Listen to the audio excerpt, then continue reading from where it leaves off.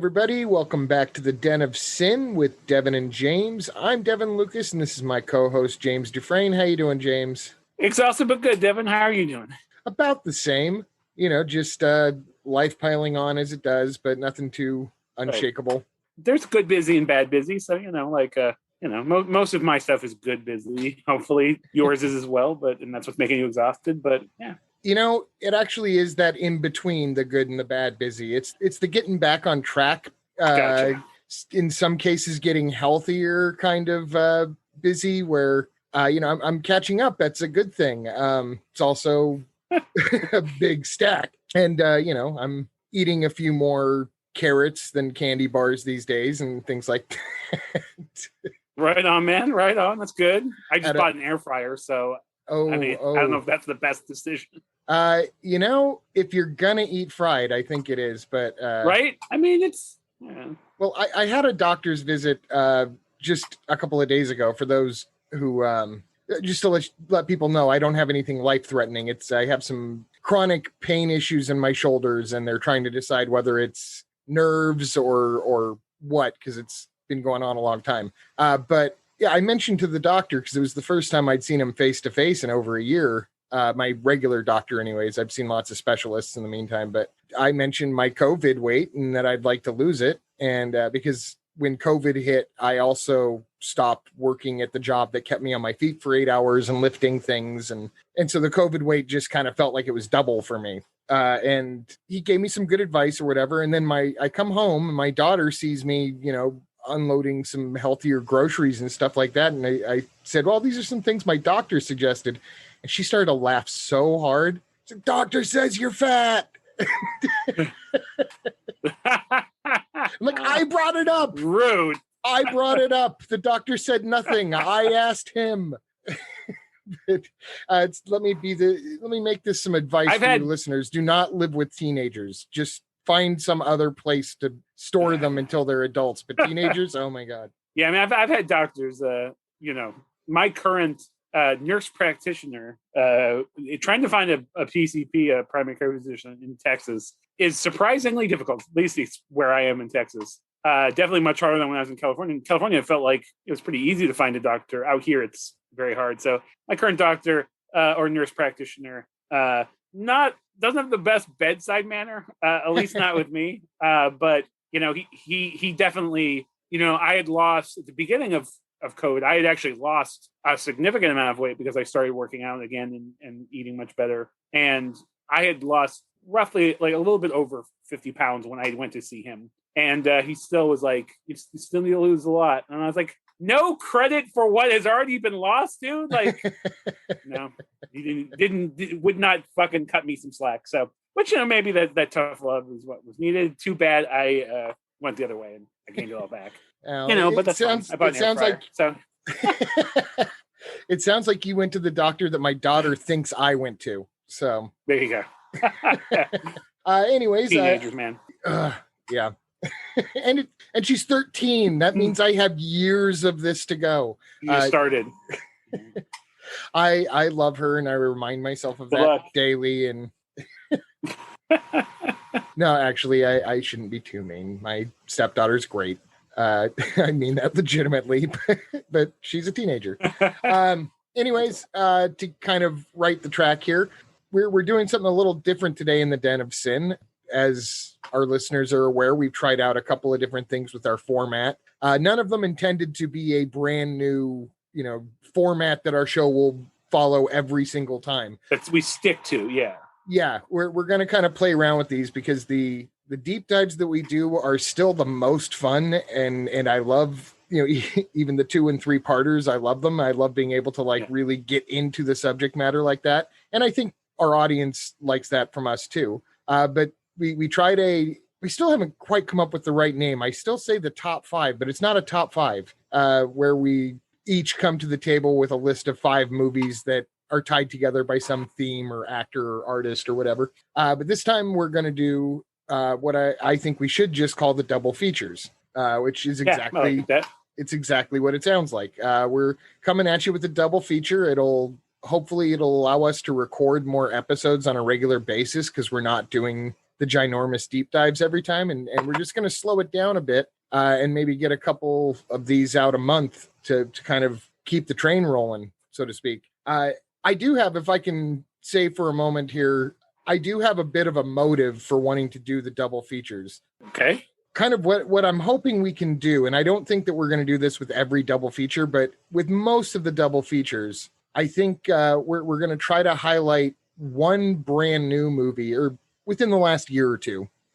When you listen to us and we're talking about silent werewolf movies and stuff, new can be a little relative, but we'll keep it within the last year or so. And one older movie that ties together with that film, again, either by an artist involved or a common theme or common genre, something along those lines. The purpose for doing this in my head is that so often I'm just kind of complaining that nobody makes quote unquote these kinds of movies anymore. While I still think that's true, there's less and less of them every year. I think that we have an obligation to kind of, as film fans, not necessarily just as podcast hosts, and I extend this responsibility to any of our listeners as well, who happen to agree with me. We have a responsibility as film fans to kind of seek out some of these smaller movies. I'm not talking about super independent $5 movies, although I'm sure there'll be a few of these coming up as well. But just anything that's not a franchise, anything that didn't cost more than $100 million to make. Frankly, unfortunately, probably most frequently stuff that never played in the theater or only played for a week or two in a theater.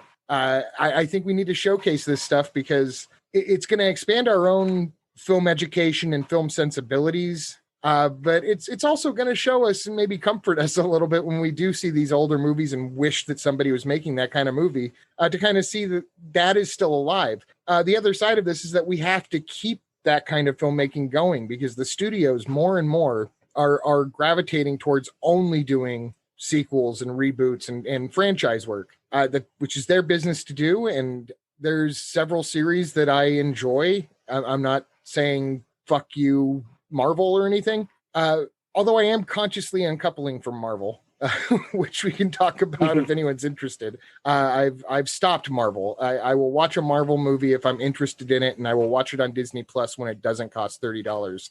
Not because I think people should boycott Marvel, but because I realize like 80 to 90% of the movie conversations that I've had with like my film nerd friends in the last like 5 or 6 years haven't been talking about the art. We've been talking about unlocking the puzzle pieces of whatever Marvel or Star Wars is giving us as to like, what's going to be in the next one? What do you think he meant by this? I'm tired of it. That's not what a film discussion is. Talking about who's going to be the villain of WandaVision is not, that's not a art conversation. That's not even a story conversation. And it seems weird to say it. Seems counterintuitive to say it because it so is, but at the same time, in the context of a Marvel show, is it? It's the same conversation 20 times over 20 years. Yeah, I mean, like, to your point, Devin, like, Loki, which I thoroughly enjoyed, immensely enjoyed, which, to an extent that I find surprising.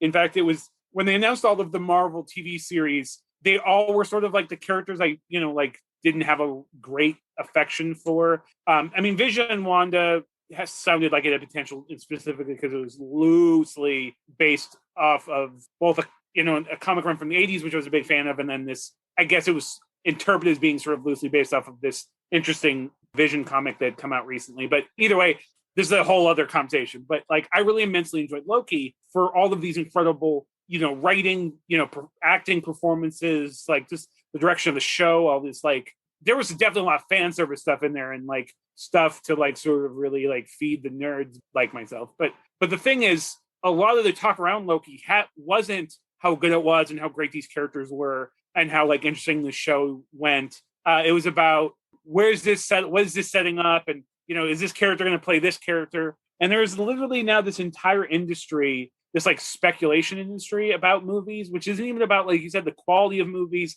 movie journalism or criticism. It's literally about who's going to play this character in this next movie, fan theories, which are the most fucking toxic element of modern film. Fan theories, the term, if I read an article and I see the term fan theory pop up, I can't do it. Amen. I don't know when we decided that fans own these franchises, or or that their stupid internet fan theories should hold any weight to anybody outside of the nerd that came up with it.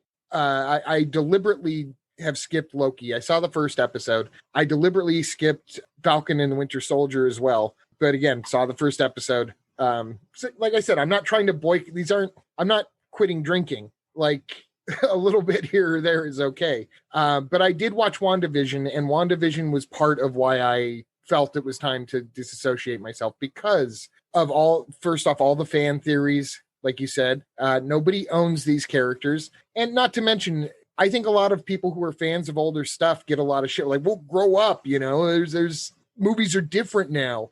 And I'm like, motherfucker, you're still talking about Spider-Man and Luke Skywalker. Movies are just as old now as they were. Yeah.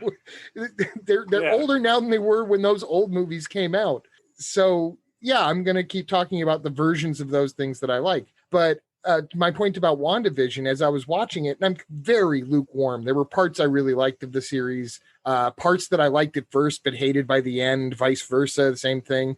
Absolutely hated the whole Quicksilver angle. Like that was really a bit of a Marvel killer for me. Not because I love him as Quicksilver. Was Peter who yeah, my wife is a big fan. Okay. The kid from American Horror Story. My wife is a big fan. I can't remember the name, but you're right. Okay. Something Peters, or he's a good kid. I mean, he's a good actor. But... Yeah, nothing against him. It's just I'll put it right out there. I have seen exactly 3 of the X-Men movies. I've seen the first one, the third one, and Logan. So I've seen the 2 that people generally praise, and I've seen the worst one. And the worst one was the one that I had the best time at the theater at. Logan was awful in my book. And the first X-Men felt like half of a good movie, and then it became the Care Bear stare. I'm sorry. Did you say Logan is awful? Okay, Logan is slightly below okay. I feel like this is definitely a conversation we need to get to at some point. Not today, because I feel like we will derail this. But I'm very curious about this, and I might have to challenge you on some of your points, I think. As an individual film, considering it had been several years since I'd watched a Wolverine movie, I found myself very not caring about any of them and found the story choices to be incredibly lazy. And I thought the entire ending was better as a junkyard scene in Superman 3. Again, we'll have to revisit this. Okay.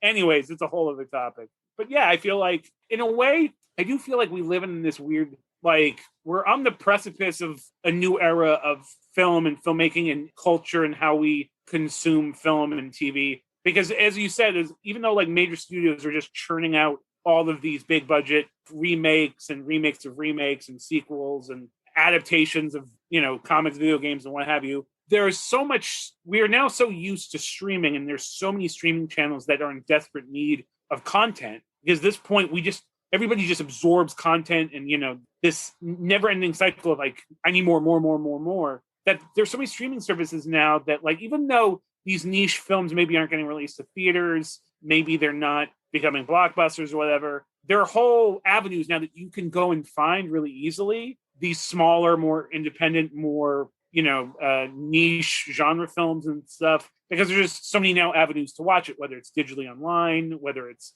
Redbox or whatever. But movies like one of the movies we'll talk about tonight, though, like I said, almost feels like something from a bygone era. It almost feels like something from the video rental store days, and we'll get into that when we start talking about it. But yeah, it is an interesting time, and I agree. The other thing I really want to point out, though, the reason I like these double features, as much as I also agree with your points, is that when we go through the big deep dives, when we talk about every movie released in 1995, I sometimes have to really skip over a movie I really want to talk about just for the sake of time and brevity. When these double features, like, which will be the first that we do tonight, but I feel like we can really sort of, get into the nitty gritty of the films and what works, what we like about it, maybe doesn't work, whatever. But either way, I'm very excited about tonight's topic. I agree. I think we're going to be able to give more attention to the individual films, and I think we're going to be able to give more attention to the conversation itself, like what we've just done.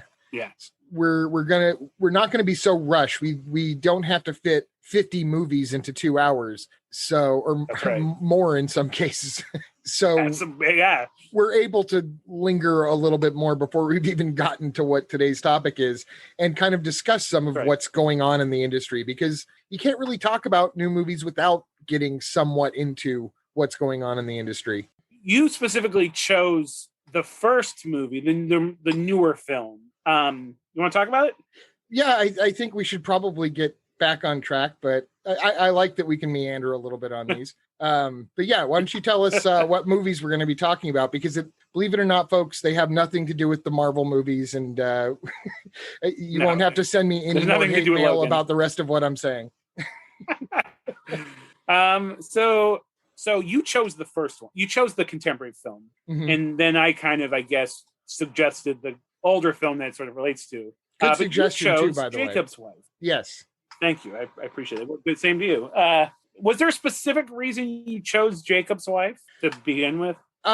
Yes, but they're rather surface reasons. I mean, I could tell immediately from the trailers and the articles in Fangoria, which everyone should, by the way, subscribe to Fangoria, everybody. It's back in print. For a long time, Fangoria went away, and now it's back on your Barnes & Noble bookshelf. But yeah, Jakob's Wife appealed to me because it seemed like a crowning achievement for Barbara Crampton, who is an actress that I have loved going back to my childhood with The Reanimator, and who I think made a better than most career out of kind of being the blonde woman in the horror movies in the 80s, which yes, it's sure she's a scream queen and she owns it. She completely owns it. But unlike, say, Brink Stevens or Linnea Quigley, she had also a stronger talent. Frankly, some of the material she was getting, like Reanimator, like From Beyond, was stuff where, yeah, she was having to disrobe, but she wasn't. She never treated it like she was being exploited.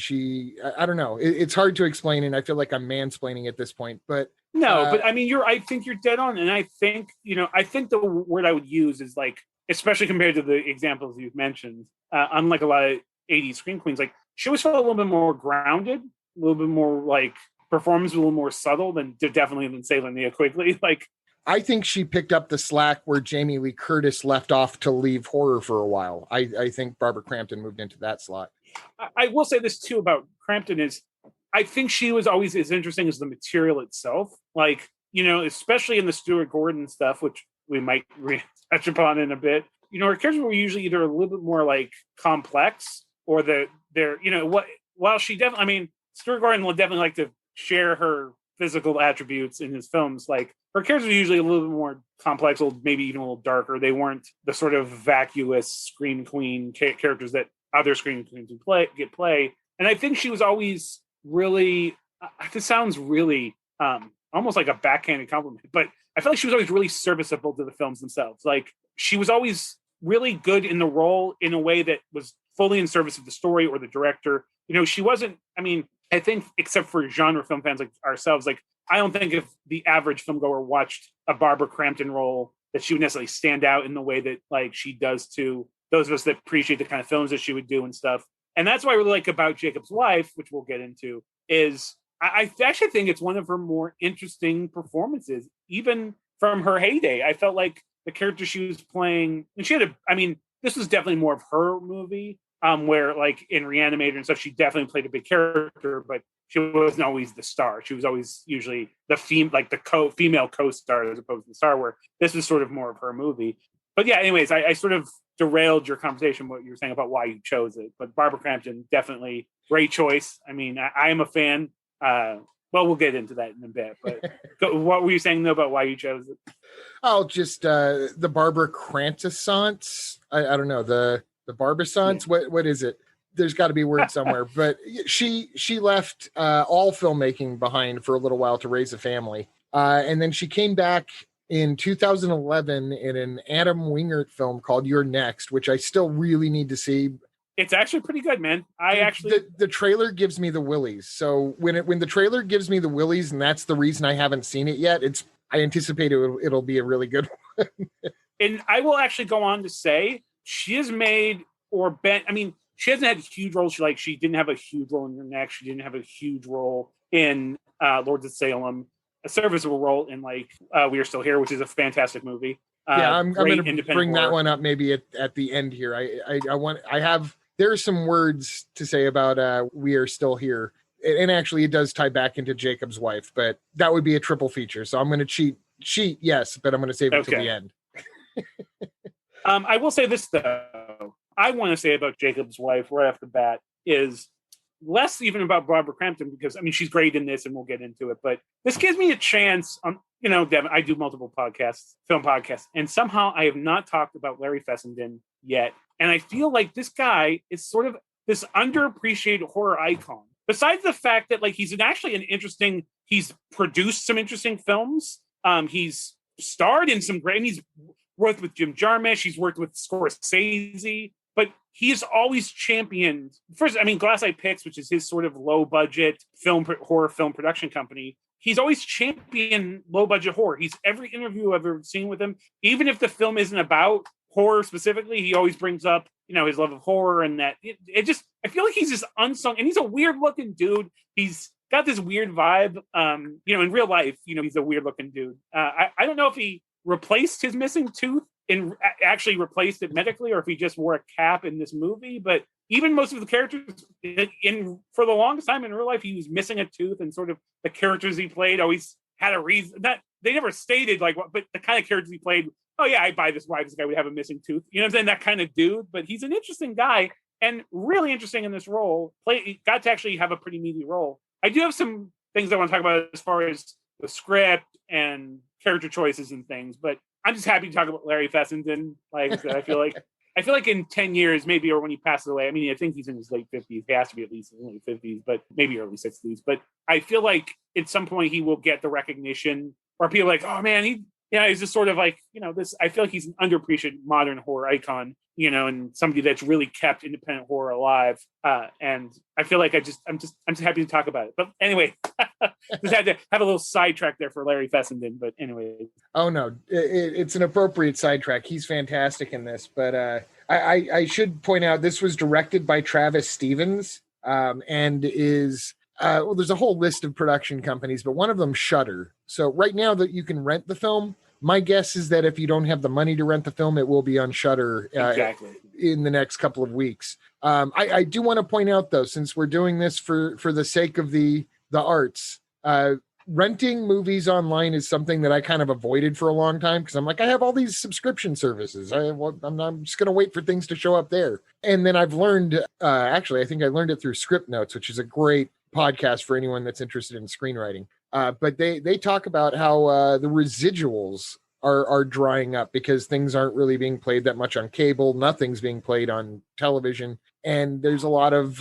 discussion about how exactly are we going to keep up with residuals as everything is turning to streaming, because we don't know what it means if someone's going to watch 10 seconds of something or half of something.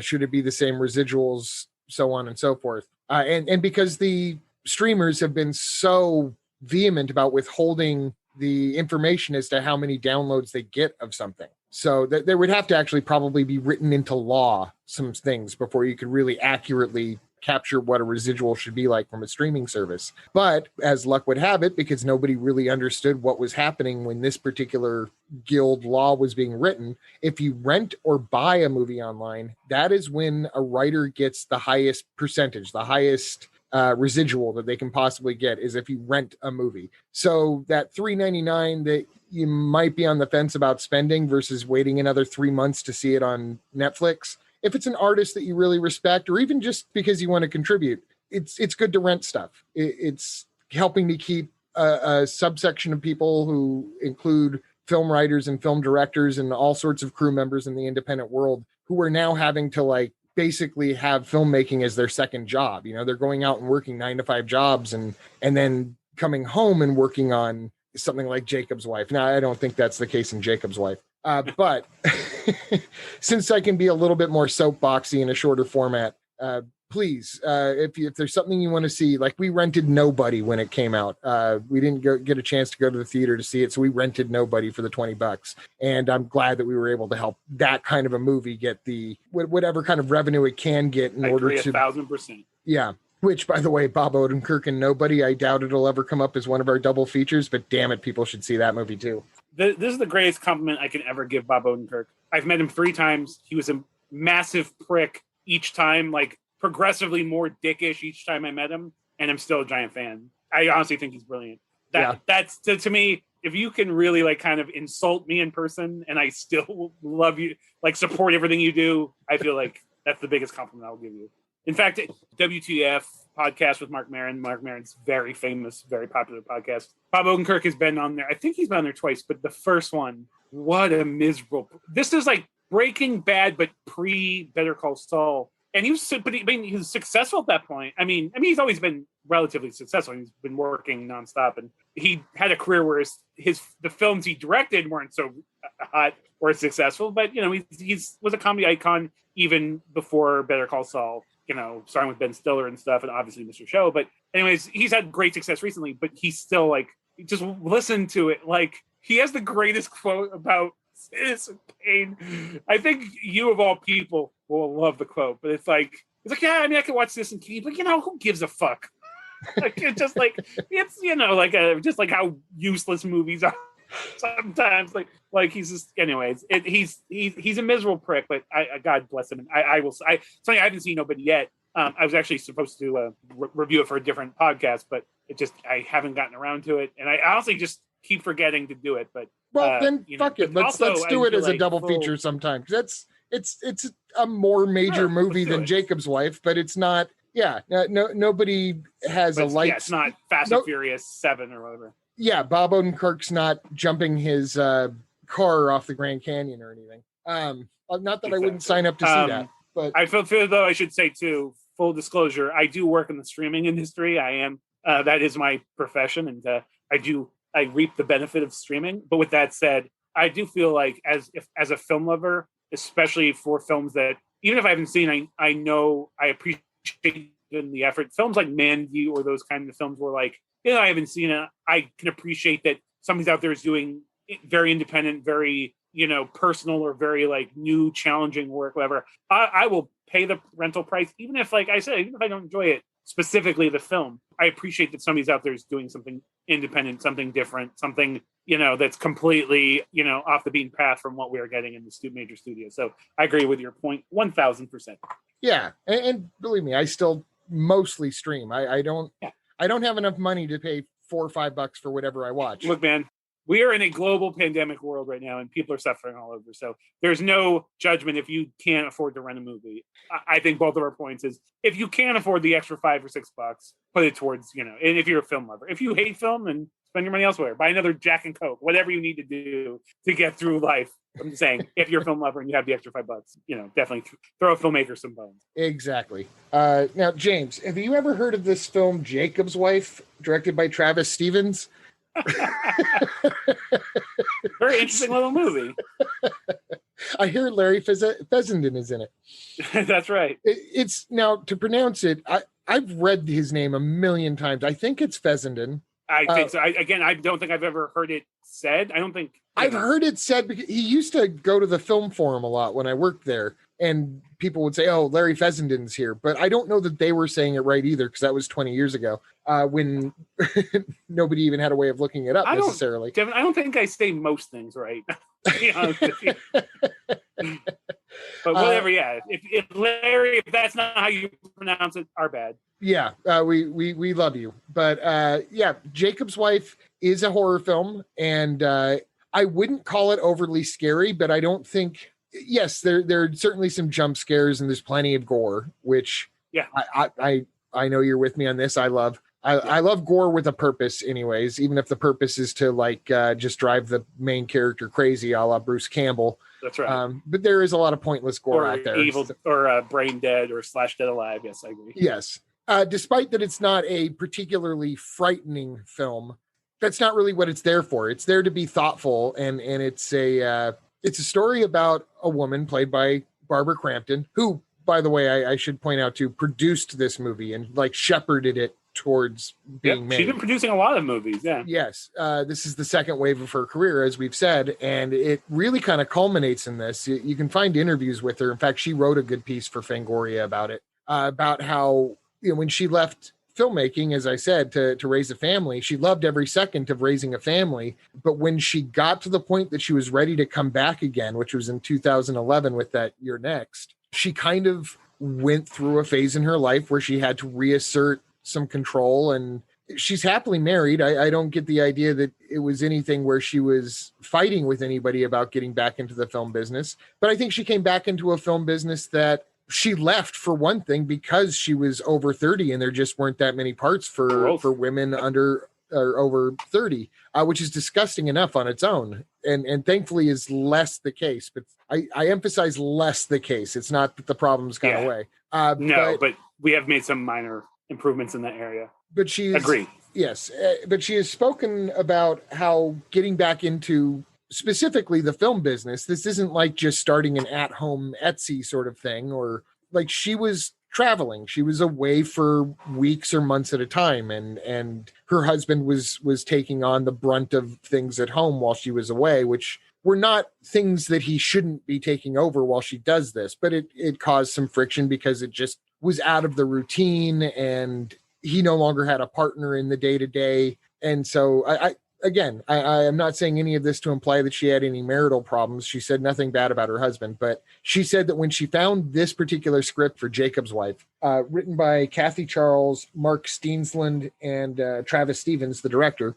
she connected to it because of its themes of midlife awakening, particularly obviously from a woman's perspective. And the title of it, I'm really having a hard time thinking of a better title for a horror movie ever, because for so many years we've had so many insert generic male dominated field apostrophe s wife, the astronaut's wife, that sort of stuff. Doctor's wife.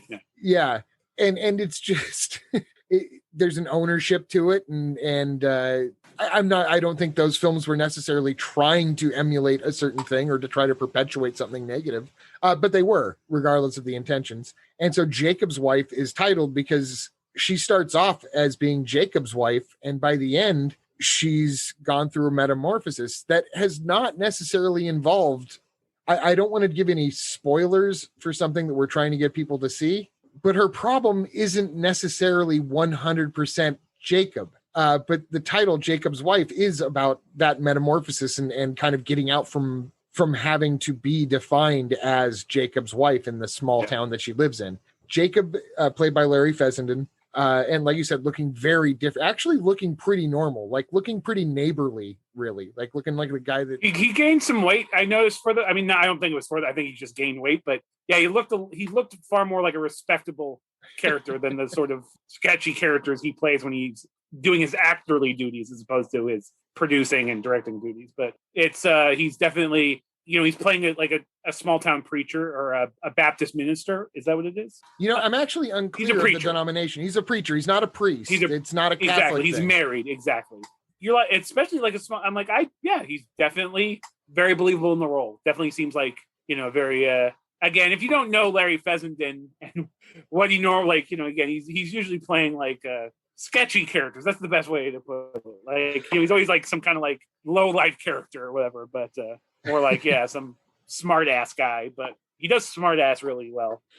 He does, and he kind of does in past stuff he's looked maybe a little bit like a dangerous hippie. Like there you go. Yeah, he's never played Manson, but he probably would have been very good at it. Or has he played Manson? Maybe I need to check his filmography. I don't think so. But doubt it. Yeah, agreed. But yes, in this, he is, the perfect small town preacher. We open with a sermon from him that actually is about wives and the way that, in the sermon, of course, he's talking about how men are supposed to put their wives above them and their wives are supposed to be next to God, so to speak. And you can interpret a lot of things in very interesting ways with this movie. The information is presented really interesting because on the one hand, what he is saying to his flock, which isn't a huge flock, by the way, I think is supposed to imply this town is kind of dying. But what he's saying about the spouse, in the holy sense, you can see how someone could legitimately not understand that they are being a certain negative way. That they would think that putting my spouse next to God, it's next to God. No, it's putting an unrealistic expectation on your spouse to somehow be more like God and basically provide for you and whatever. There's actually a great line where he says, I mean, I think it's in the sermon where he says, I think it's at the very end of the sermon where he basically says, like, loving your wife is loving yourself. And it's like, even that seems like that point is so, like, again, arrogant and also selfish. And there's and I'm sure it's an actual biblical quote or at least related, but it's such a perfect line because it's even turning that, like, into a selfish sort of self-involved love as opposed to sort of a real honest, giving, mutual love. It's, loving your wife is loving yourself. It's very creepy. It's a very creepy sentiment. It is, but I think it's only been identified by men as creepy in the last, like, couple of years.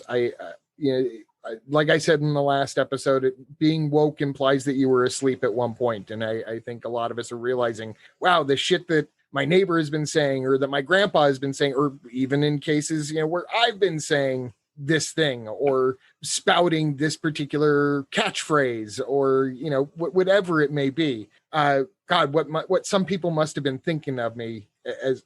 I'll give you an example. When I was in high school, we all went to high school together for a couple of years anyways. You were a little ahead of me, but I remember I was a huge Reservoir Dogs fan, and I was crossing the street at our high school because we went to a weird school that was actually on two sides of the street. I was crossing the street to get from one class to the next, and it was a very busy crosswalk, obviously, because it was in between periods. And I repeated a line that I had heard in Reservoir Dogs where I was saying that I hadn't seen something in a coon's age. And I was walking past a black person when I said it. And I caught the look in her face as she heard me say it and I passed by, and then realized for the first time that didn't mean raccoon in that phrasing. No. Yeah. That was something else. I just made a racist. And I felt so bad, but there was no way that I could just turn around and say, I didn't know,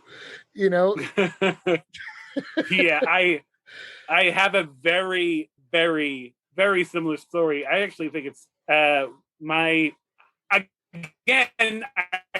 was literally quoting a line from Pulp Fiction from Tarantino, which I'm seeing a theme here. Yeah. Tarantino, I'm not going to get into, but yeah, someday we might want to. But my dad had a coworker friend over whose name was also James, who's a very nice guy, actually a very interesting dude. But he was sitting on a couch, and my mom asked me to do something, and then it was like, I basically implied, like, like, do that or I'm gonna beat your ass, like, or it was like a funny, like, and I was like, and I said in response, I'm like, shit, Negro, that's all you had to say, quoting Pulp Fiction, and I'm like, oh, and as soon as it came out of my mouth, I was like, what the fuck is wrong with me? I've never felt more mortified. James did not turn around, but just it was, and I didn't know what I was saying. Oh my God, I can't believe I just said that. It was just sort of, I slunk away pitifully and ashamed, rightfully so. Yeah, mortifying. Well, this is very. But we say we're embarrassed because we just said the wrong thing or we just did something really stupid, and I'm always so afraid. Like, yeah, we've had a bad day because we feel dumb that we offended somebody we didn't mean to offend, but we may have completely destroyed that person's day. Yeah, like absolutely, the day 100%. might have been going perfectly fine, and now their day is in the garbage, and it's because of my careless mouth and not knowing what I'm saying or what the origin of what I was saying was in my particular case. And I think that's when I hear people saying wokeness is bad, I'm like, how? Tell me how. Yeah, exactly. All I can do is become a better person. Yeah, all I can do is become a better person. And if I'm not learning lessons as I go through life, I'm doing it wrong. And if I knew everything when I came out, I was doing it wrong that way too. I'm learning. In my case specifically too, like, I wasn't throwing around N-words or whatever, but, like, even at the time, like, I used the soft N, the that word. And then I realized, I'm like, even if James wasn't sitting on my couch, it still wouldn't have been cool for me to quote that line. Like, that's not okay. Like, so, it was a self-reflection moment that I mean, you should be learning and growing and, recognizing, things that you can improve about yourself and things that you definitely, I hate the whole woke culture as like a negative. It's a sort of a criticism, like, oh, you're so woke. There's this fucking, especially within film fandom, especially within genre filmmaking, there's this sort of like white boy rage thing, and there's a weird right-wing reactionary thing to like woke culture, especially like amongst like horror fans and amongst genre fans, and it's upsetting and disgusting, and I hate it with every fiber of my being. But I mean, there's going to be idiots all around in every niche and every, thing. It's an unescapable. But again, I think woke culture, quote unquote woke, it's woke just like you said it succinctly. It just means at one point you were asleep, and it's actually good to change and grow as a person and realize that like you're not perfect and you didn't do, you're not right about everything, and what you might have believed surprisingly might be wrong. Like you might have been wrong in the past. So weird side tangent.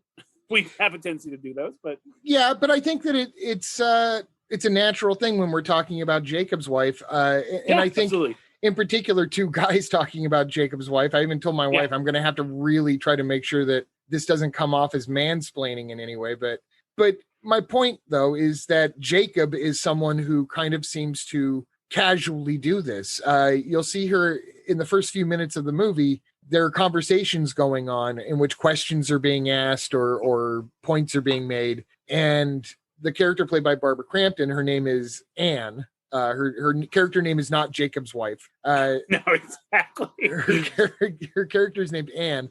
And there are moments right at the beginning where Anne starts to speak and he just starts to speak over her. And it's not some deliberate asshole thing you might see in another movie where he's trying to, like, he's upset that she's speaking first and he cuts her off to say something. He cuts her off because it's like he doesn't even hear her. He followed his own thought, and when his thought was ready to come out, he didn't even hear Anne talking and just starts on what he's trying to say. And she notices it, but whoever he's talking to never notices it, which is usually another man.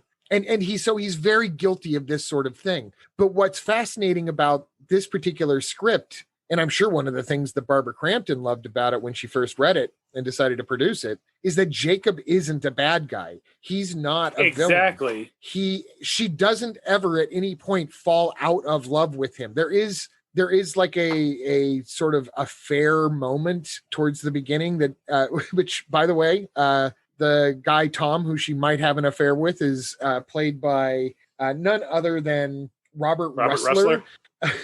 From Nightmare on Elm Street Part 2. He played the best friend of the guy that was being stalked by Freddy. He was also the main star of Vamp, which is one of the very underrated vampire movie, which relates to this. So huge Robert Ressler fan.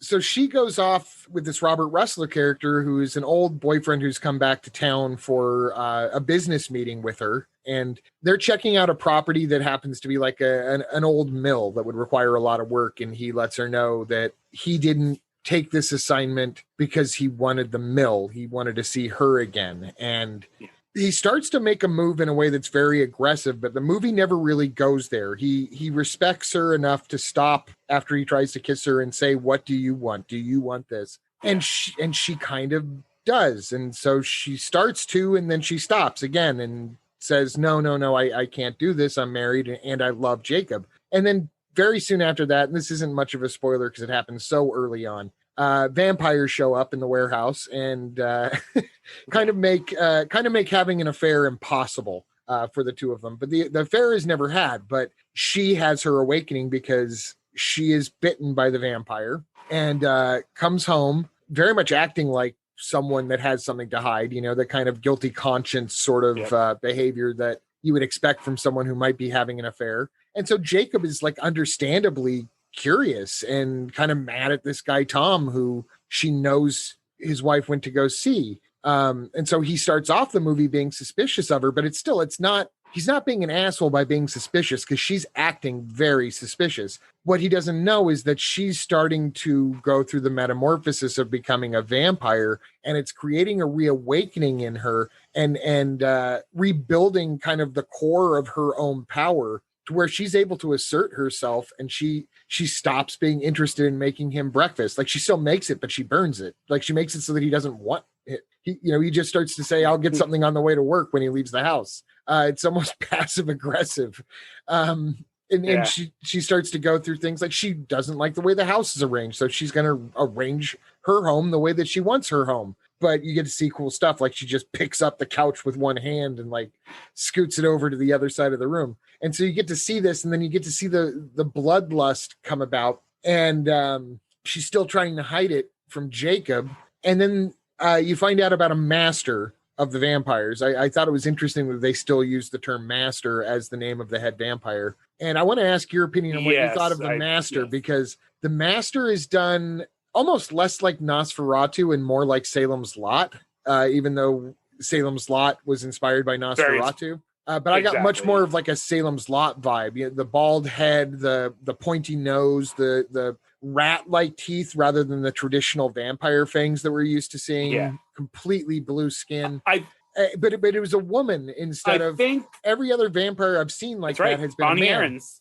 Bonnie Aarons, who was also recently the nun in the Conjuring series, doing a great job as the master. What do you think of the master? So, I mean, again, I think preconceived notions and a little bit of inherent sexism. When the master first showed up, I was like, that guy has a very feminine voice.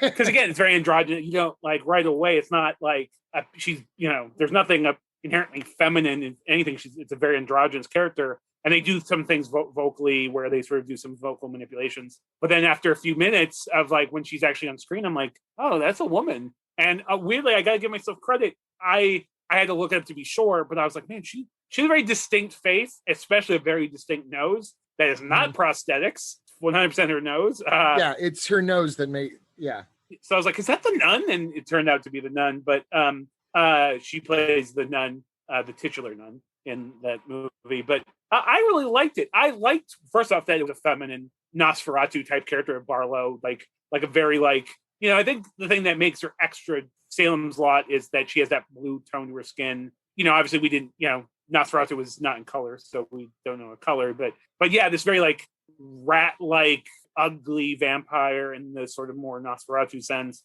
I will say one of my criticisms of this film is that I do think the special effects, especially the makeup design, was a little iffy. To me, it felt like an actor wearing a makeup as opposed to me, it didn't feel like when she was on screen, I was like, I kind of wish either they had tightened the makeup up or it was filmed more in shadow, because when it was in full light, I was like, oh yeah, that looks like a makeup. But the character itself, though, I thought was cool. I thought, you know, again, making her a female master was really interesting, especially because, again, in Western society, you know, like Asian stuff have most of their female vampires are not attractive. Most, you know, in Asian mythology, vampires are usually more hag-like, more, you know, unappealing physically. The Western interpretation of the vampire is way more of a, you know, a seductress, like a vampire's concubine, like, you know, it's very a sexy role. And this master is not sexy in the slightest. In fact, her whole role is sort of this empowerment thing. So I thought it was really interesting. I actually really liked that aspect of the movie. By the way, the actress Bonnie Aarons, very interesting looking nose, as we've said before, but not for being the woman that plays the master and the nun, not an unattractive woman in real life. She's very gaunt. Like, she's a very striking woman. Like, yeah, I wouldn't say she's traditionally beautiful, but she is more attractive than definitely the two characters she's most known for, you know, the nun and as the master. But yeah, she's got a very interesting face, which I think she utilizes really well. Like, it's sort of like Doug Jones. Doug Jones is very much like Doug Jones. That was the name I was trying to search for when we first started talking about her. Yes. I do think she's actually an attractive lady. Again, she's very particular looking, very striking looking. I don't know if everyone in the world would consider her traditionally beautiful, but yeah, I do think, like, outside of the makeup, she's a very, like, I do find her attractive anyways. It's a whole other side thing. But I will say this though, you know, the nun, as the nun character, there's, you know, it's a whole different kind of physical performance. A lot of the makeup is doing a lot of the heavy lifting, but, you know, she's emoting through it and, like, she has a presence. The master, you know, you get to actually hear her, you know, sort of have some fun with the role. And there's, like, some humor to the character, at least the way that it's written. And I don't know, I was like, it was cool to see her get, while, you know, not as big of a role as the nun, a little bit more of something to do in the role. But again, I think she was definitely, her character was so unique and distinct. There have been so many vampire films. In fact, in the last few years, there's been all these great low budget, small, I really enjoyed The Shed. There's been all these really cool, like, reinterpretations of what, you know, a vampire movie can be. And I'm surprised that it's such, you know, in 2021, we can still do, like, interesting takes on the vampire. It's probably the single most in film history, and yet we're still able to sort of pull out some interesting interpretations of this character. And I really like this version of the master, even though every time I say that, it reminds me of Buffy the Vampire Slayer. But anyways, yeah. Yeah, she was an interesting character. She's not exactly what you think the master is going to be. Like you said, you kind of have your own ideas. She appears as shadows at first, and then you kind of meet some of her minions, so to speak, before you meet her. To me, it was no surprise that it was a woman, but that is probably because I read about it in Fangoria. Oh, yeah. So I didn't even anticipate that as a surprise. But when she does appear, what was a surprise to me, what I thought was interesting, even with a name like the Master, I was actually kind of thinking it was really interesting they chose that name. But is Barbara Crampton's Anne character now going to have to choose between servitude to Jacob or servitude towards the Master? Exactly. Like, on what level is this really a freedom story? And when the Master shows up, this is not necessarily a spoiler. I'm not going to tell you exactly what happens, but you start to realize the Master doesn't plan to enslave her. The Master did this to give her the freedom to leave Jacob and not be defined as Jacob's wife. That's right. And the fact that I'm talking about something that kind of is discovered in the third act, like, she's still technically Jacob's wife up at this point. Like, as you watch her grow, you don't ever really get a chance to guess as to whether she's going to continue to be married to Jacob or inevitably, of course, he has to find out what's going on with his wife. And you kind of expect him as a preacher character to start throwing crosses and holy water at her. But instead, he is trying to figure out how to help his wife, how he's learning. And she's able to explain to him why she feels empowered by this and why she doesn't necessarily see this as a negative and how she enjoys it. And she asks him things about, like, what are you going to do if I don't want to give this up? And he doesn't freak out.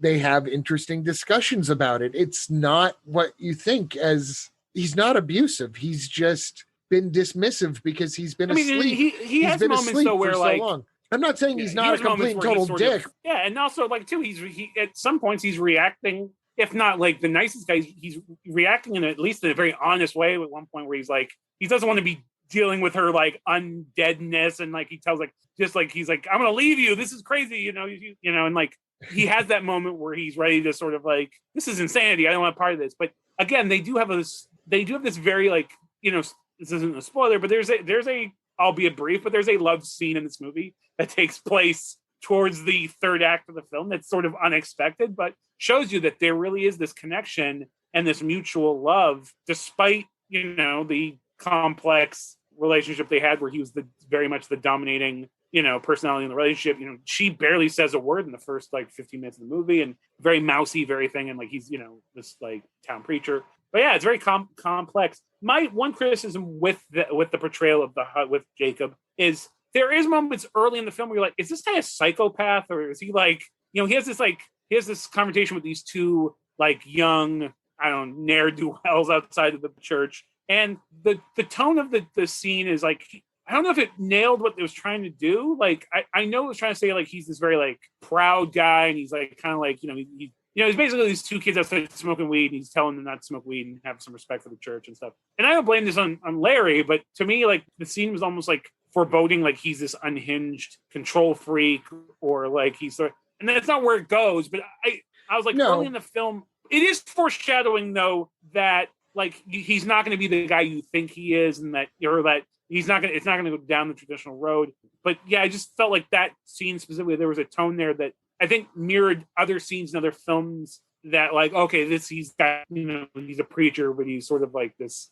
kind of like, I don't know, secret badass, or I don't know exactly what the tone was trying to say. But having said that, I do feel like, especially, we won't get into the ending specific, but there's something specifically in the ending which I really feel like kind of captured by the end of the movie. It was like, okay, while it didn't have this seamless, perfectly written, plot line that goes from, point A to point B, I can see where they started and how we got to this final scene in these characters and how they relate to each other. And I was like, that was really interesting. And kind of, I'm still not sure exactly how I feel in the ending, or what even the ending is exactly trying to say, if I'm being honest, but which we can talk about that separately off the podcast to not give away spoilers. But overall, like I said, I really enjoyed it. And I think, I will say this though about the movie, you had talked about, in the first thing that was advertised to me was like Barbara Crampton, CM Punk, the pro wrestler turned failed UFC fighter turned actor, CM Punk. and I'm a wrestling fan, and I am a fan of CM Punk's work in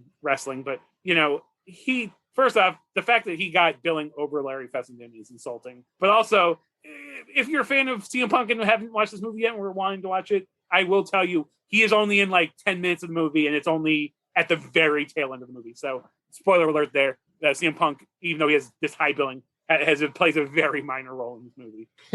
And I do want to correct something I said about Jacob a little bit ago. I said that it's not that he's an asshole. I think the more accurate way to say it is he's not the kind of asshole you think he is. He's a different kind of asshole. There you go. I like that. And he has elements about him that you could see as savable or have the potential to be woke. And I think that's what Jacob is. Jacob has the potential to be woke. And that's what keeps you going. And that's what's interesting about the character, where I think he grows and he learns. And again, like, yes. And that's a good, he starts to listen to her, and God, she does such a fantastic job. You know, I know this isn't really her first lead, but it's her. She so rarely gets parts where, pun intended, that she gets to sink her teeth into so fully. And I really hope that this is, now that she's been back in the film game for the last 10 years or so, I really hope that this is the beginning of her taking that kind of a spotlight role, because to watch her journey from the first frame to the last frame, it's incredible. Because, you know, most horror movies, even if you're complimenting the acting in a way that's kind of needs to be appropriately skewed for the type of subject matter, you know? If people ran around screaming the way that they would actually scream in real life when they're being attacked by something, it would be nothing like what you see in horror movies, which is just kind of a reminder that horror movies are in their way a form of fantasy, even though it may not be a fantasy that you wish for yourself or anybody. But to watch her in this, I mean, she's showing her chops in a way that I'm not going to say that I haven't seen before, but that I've never seen her given such ample time to really sink into it. To see her kind of her timidness towards Jacob at the opening, and then after she's been attacked, it's not like she suddenly becomes this bad. It's not like suddenly she becomes a member of the cast of The Craft and like everything she says is pithy and gothy. She is as confused by this experience as anyone else. And she has this whole thing. She has to go to the store, and she ends up tasting some of the blood from the butcher's counter, and her whole experience of like discovering that she likes blood, you know, it's part of her realization that she's a vampire. It's played really well. And some of it's played for laughs, but a lot of it is, contextually speaking, can be looked at as deeper than your average horror movie. And I was going to say, actually, like a lot of times she does lean into the humor of the scene. And I actually think in a really surprising way, especially because, again, you know, wasn't like Barbara Crampton was known. You know, she had Stuart Gordon films have a tendency, or a lot of Stuart Gordon films have a tendency to sort of have a very tongue-in-cheek sensibility, and she would, you know, play into that in other roles. But there's something fun about her sort of reveling in this character. I have to also say, you know, how do I put this? Say this delicately. Like, it's hard for older women, you know, to, you know, it's like in Hollywood, it's like even as an older lady, you know, you have to look good. You either have to embrace that or go the route of like the Kathy Bates and go the other end and play these sort of like frumpy characters or whatever. You know, I mean, she's still an attractive lady, but the thing I like about it is that she plays a very real person. She's an attractive older lady, and there's a sexiness to her, but in a way that's like very honest and real, and not like, you know, trying to overplay its hand, or they're not. It's not like, oh, look how she's like this hot, you know, Jake, you know, like preacher's wife, or she's like mouse. She's a real person. She seems like honestly just a real older lady who just has, you know, a sensuality like every human being does. And when the scene calls for it, like, I will spoil alert, yes, she does have some small brief nudity. But then again, it doesn't feel cheap, and it's not. Look, she produced the movie. She could have said no. Barbara Crampton's 62, and I did not expect to see her do a nude scene in this movie. And even though I've seen her do a nude scene in every single thing she did in the 80s, except for maybe Puppet Master, because she was only in it for 5 minutes. Exactly, and you know, not to get too, you know, into the weeds, as far as you can tell the difference between a film that's produced with nudity, female nudity that's not for the male gaze, a film produced by a woman, perhaps that scene wasn't to necessarily excuse the pun, titillate. It wasn't necessarily meant to ooh, look at Barbara Crampton's boob or whatever. It was in service of the story. It felt, honestly, there was even a real awkwardness kind of to it. It's real rushed. I don't know. It was very surprising and well done. But here's what I'm trying to say is I don't think it was necessarily not done for the male gaze. I think that Barbara Crampton was saying, I'm 62 years old and I can still achieve the male gaze, which I don't think was her necessarily tooting her own horn. I think it was just her saying, don't think that men aren't looking just because I'm not 35 or 25 or 19 or whatever the case may be, especially in older horror movies. That's possible, yeah. Anyways, we've talked about this one for quite a bit. I don't know how our short episodes end up so long. Exactly. But yeah, again, though, we get to actually deep dive. But yes, my final note, Jakob's Wife wasn't perfect. I would give it 4 out of 5 stars. But that's 4 out of 5 stars is still an incredible rating. Yeah. I highly It's a movie I would buy. Yes, I've actually looked it up. It just came out on Blu-ray, if not this week, maybe the week before. And the only reason I haven't bought it yet is because I signed up for a contest where I might win it. If I don't win it, I'm definitely going to buy it. It is definitely one that belongs on my shelf. It's a perfect kind of movie. I would, yeah, exactly. First off, I'm a sucker for a good vampire movie. Especially character study vampire movies that aren't necessarily just about, it's not Interview with the Vampire per se. Not that there's anything wrong with that. It's I would definitely rewatch it again. Is it perfect? No, but I think it's interesting enough, and I think there's enough meat on the bones there that I would probably rewatch it at some point. So I think I could only gain more appreciation for it and for Barbara Crampton's performance in particular by rewatching the movie. Yep, absolutely, 100%. Now, for your film, in our little Barbara Crampton double feature here, you picked an interesting one because it was not necessarily what I expected to double feature this with, but it was one that I hadn't seen. She did a trilogy with this particular director and the actor that's involved as well. And I would have expected you to pick one of those other films before you picked this, because I had not seen this movie since it was first released direct to video in 1995. And I had not seen it since, and I hadn't even thought about it much. But I'm so glad you said something, because it gave me an opportunity to rewatch it, and which I could give a shout out to Shudder once again. Everyone subscribe to Shudder. It's a really cheap streaming service, and we would love to have their endorsement. We would love for them to sponsor us. So absolutely, I've been honestly. Not to be this guy, but literally, I've been a Shudder subscriber since they literally launched the service to the public. I heard about it, I was waiting for it. There had been other streaming services solely for horror, but they were always terrible. I'm blanking on the one that was I had subscribed before that. It wasn't Bloody Disgustings. It was, anyways. Yes, big Shudder fan. Shudder, if you are out there, we would love to happily have you sponsor this podcast, because we are legitimate big supporters. But yeah, it was. I'm a big fan of this movie. I had watched it within the last few years. It's a movie I've always sort of championed. So here's a weird context to this movie, and I feel like this has come up on this podcast multiple times. My mom, I remember watching this movie. We came out. I could have.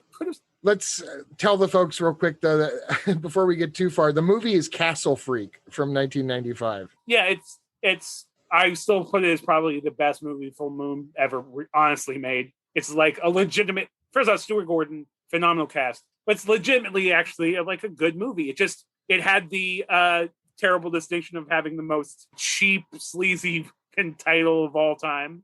Awful title, but in a good way. I love the title because it's so bad, but again, it's very lurid. It's what you'd want to rent. They had the Charles Band when he told Stuart Gordon, because famously Charles Band and his brother bought this Italian castle because they knew filming in Europe is cheaper, and they knew if they could get this castle for a good price, they'd have this expensive set they could reuse, and they did in multiple movies. It does add this whole class and quality of the movie that it probably rightfully doesn't deserve. Famously, though, they had he's it needs to have a freak and it needs to have a castle. And then Stuart Gordon, more loosely than ever, quote unquote base it off of a H.P. Lovecraft story, this very short story called The Outsider, which tangentially related to the actual movie. The actual short story is about a guy. This dude is like traversing this castle, and he, down this corridor, he sees this lurking, figure, and he thinks it's this, and it turns out he's looking in a mirror. It's very, Lovecraftian. It's one of my favorite Lovecraft stories, but it's something like, I'm not even sure that it's 10 pages. I think it might be less than 10 pages. No, it's 8 pages long. I think it's 8. I could be wrong, but I think it's about like 8 pages. Yeah, but it's this. They took a simple concept and he sort of made this 95-minute movie somehow, 90-ish minute movie. What Stuart Gordon did with the H.P. Lovecraft movies in the 80s and early 90s wasn't necessarily all that different from what Roger Corman did with the Edgar Allan Poe movies about 20 years prior in the 60s. Absolutely. I almost was going to make that, dude. I was literally almost going to make that exact same point you just said. And in fact, this movie, well, we'll get there. But yeah, anyways, but I just have this distinct memory of watching this movie with my mom. And this is a rough one to watch with your mom. But my mom, but at the beginning, I was 18 at this time. I was a senior in high school. I could have sworn it was earlier than that, but I rented it when it was brand new. But I remember my mom being like kind of into the movie. We talked on the podcast. My mom had very interesting taste for a mother, especially a mother of the 80s for movies, who was really big into Godzilla and Kung Fu movies and weird musicals. And she really did sort of, in a weird way, shape my taste. But I remember thinking like, oh, this is going to be this really, because again, I was a big huge full moon fan. I would rent every Trancers, every fucking, subspecies, every full moon movie I would rent. And I remember being like, wow, this is actually a much more like mature movie. At the time I knew Stuart Gordon, obviously, I was a horror nerd as a kid, but I didn't really understand in the context of the Stuart Gordon trilogy and really everything about the movie. But I will give a very brief synopsis. This family sort of inherits this Italian castle after this tragedy, and they move to this castle. I think they're basically moving to Italy to sort of, sort of inspect the castle and eventually sell it. And while they're there, it turns out that they're not alone. There's this castle freak who is locked away in this dungeon, and then hijinks ensue. Very famously, it's Jeffrey Combs and Barbara Crampton, famously, who were in From Beyond and Reanimator. And this is sort of the first thing I need to say about this movie is it's Dennis Stuart Gordon film. It is in this trilogy. It's so unlike From Beyond and Reanimator in so many ways, aesthetically, story-wise. If anything, like I said, I think I've said this possibly on another podcast, but at its root, it's literally just a gothic horror movie in the very traditional sense. The tone and vibe of it, to me, feels more like Euro horror, especially even though it was contemporary for its time, it has a weird Hammer horror vibe to it. And I think it's the pacing, the style, the characters.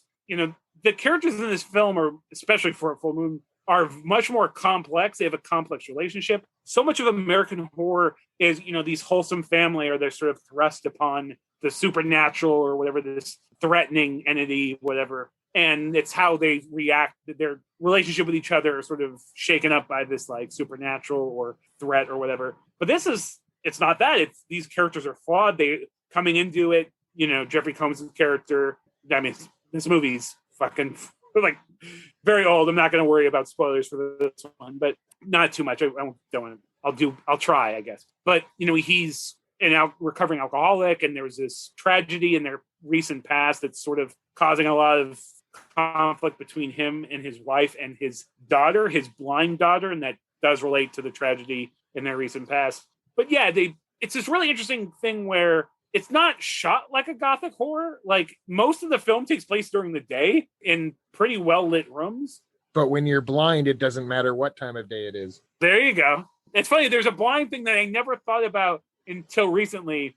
There's a scene, spoiler alert, but there's a scene where Barbara Crampton has to lure the monster away from her attacking his daughter, and she basically takes her boobies out. And I remember being like, oh, you do that in front of your daughter? And I was like, oh, she's blind, idiot.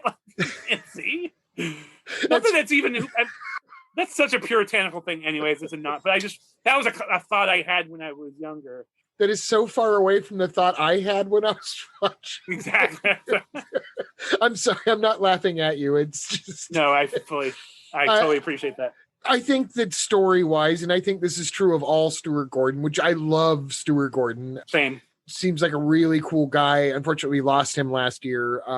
Yeah, he passed away from multiple organ failure, but it was on March 24th of 2020. And there's a part of me that, I mean, forgive me if this isn't something that people should speculate on, but I wonder about any death that took place in March 2020 if COVID-19 wasn't a factor in nearly every death that month. That wasn't just an outright accident. But yeah, Stuart Gordon was actually a very intellectual person, an artist's dream to work with as a director. Like, for example, on this movie, he actually got his actors together, Jeffrey Combs and Barbara Crampton, and they kind of spitballed together what are some scary things that can happen in a castle. Like, he let them in on that process of the storytelling. It's just somehow, again, I love Stuart Gordon, but somehow it always comes back to, what's the most humiliating thing we can do to a naked Barbara Crampton? Or even just a naked woman, because there's some things we'll talk about in a bit. But sure, yes. But a lot of times to Barbara Crampton specific. A lot of monsters fondling Barbara Crampton's boobs.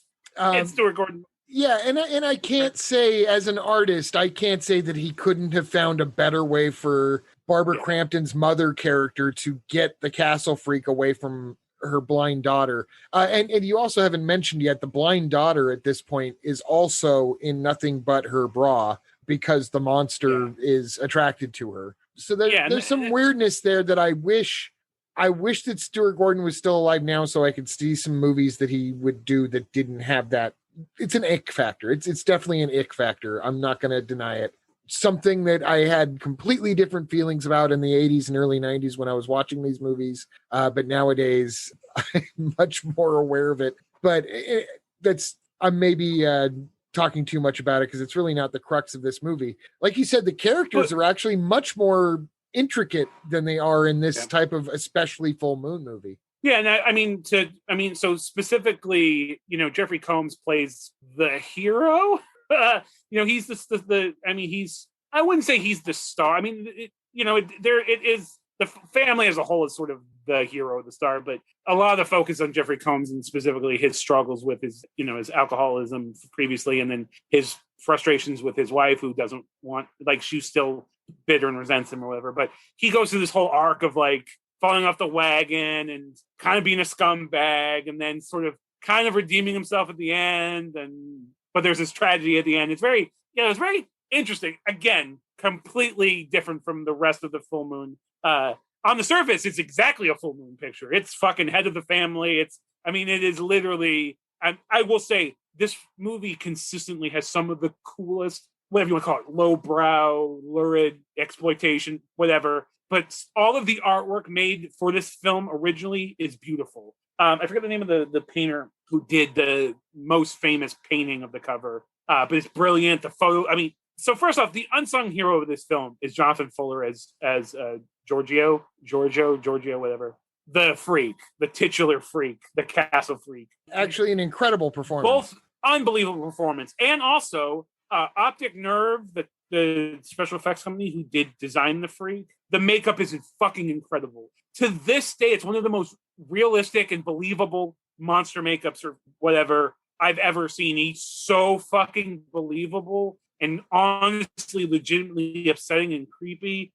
One interesting thing about the character, he's naked throughout the whole thing, and something wrong with his anatomy.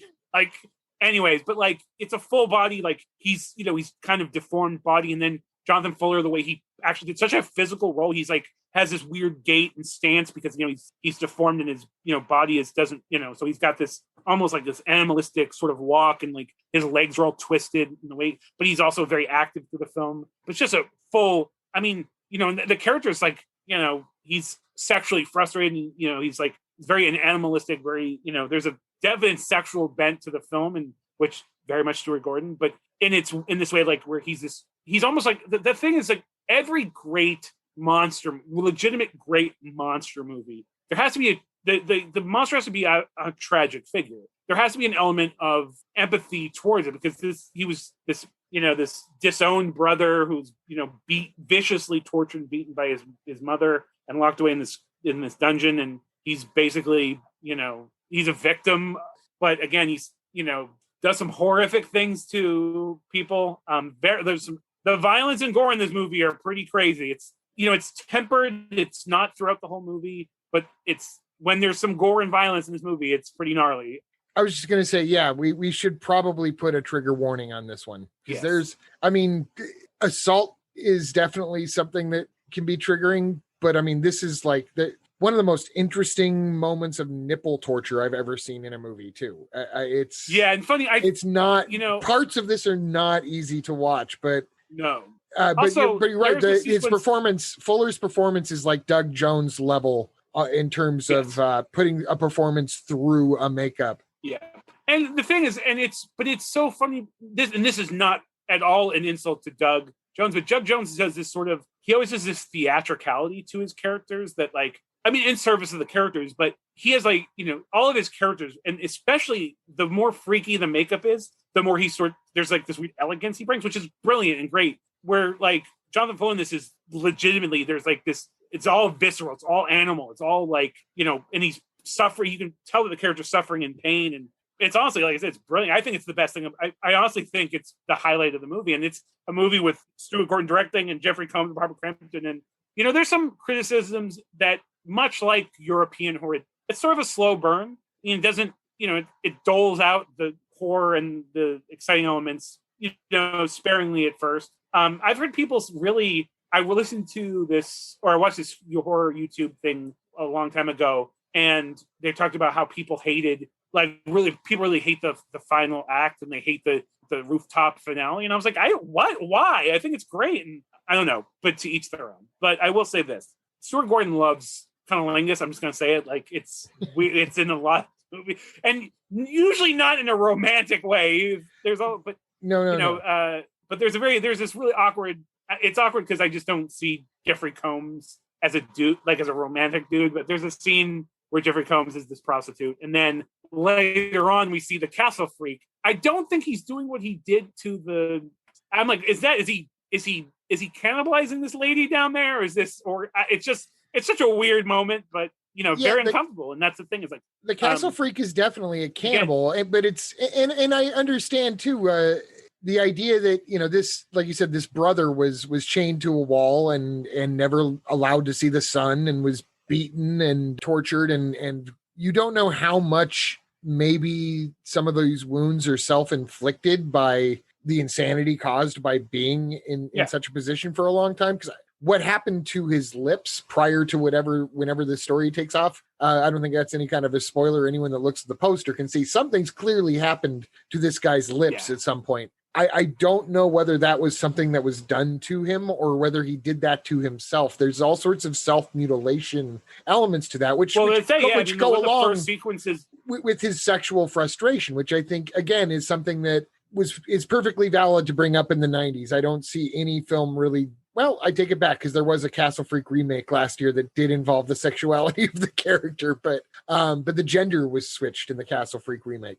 But I don't know how much you want to get into the remake. But I think it's an interesting enough sort of take that I haven't seen enough of it to really get into it. It was an interesting choice, and it did add depth to a character that was chained to a wall and would have no other character outside of just being this raving lunatic attached to a wall, by giving it this sort of, it almost seems like a sexual curiosity that is manifesting itself in the most frightening way, because it doesn't know how to manifest it any other way. Well, thank you. So exactly, that's the thing, is he's still a human being. That's the thing, is Frankenstein's monster, and this guy is still a human being with human needs and desires and thoughts, and but it's just he has no context for it. He doesn't have any experience with these feelings or whatever, and it's very human approach to it. Again, sexual violence is definitely upsetting. Always, it should be upsetting. It's if you're a human being, that should upset you or whatever. But it's done in a way where it's there's logic behind it or whatever. But it's still a crazy ass movie. It's clearly done with a certain perspective. It's something that I'll say differentiates itself from several other sort of exploitation movies where certain things are filmed to be almost tittillating, and you're like, exactly, who the fuck is supposed to be attracted to this? Like, who like this doesn't. You'd be surprised. Yeah, I know, but in this movie, that particular scene, which will, kind of, I think, be known as that scene in Castle Freak, that scene, I will give it the credit that it is in no way shot or intended to be anything sexual on a arousing level. Especially not that scene. Yeah, this was not trying to get the boob count up in the movie. This was character development for the monster. Yeah, it's meant to be upsetting in a very Stuart Gordon way.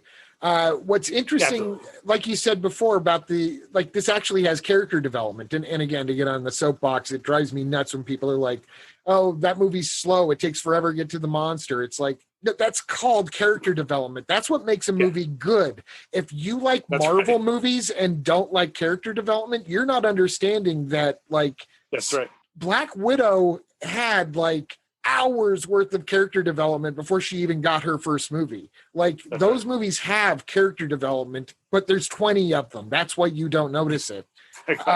Character development is very important. And this movie actually did a really good job of the character development. It's maybe the only thing it really has in common with The Shining, outside of it's a family going out of their home to a mysterious place, and a recovering alcoholic father who has in the past displayed elements of abuse.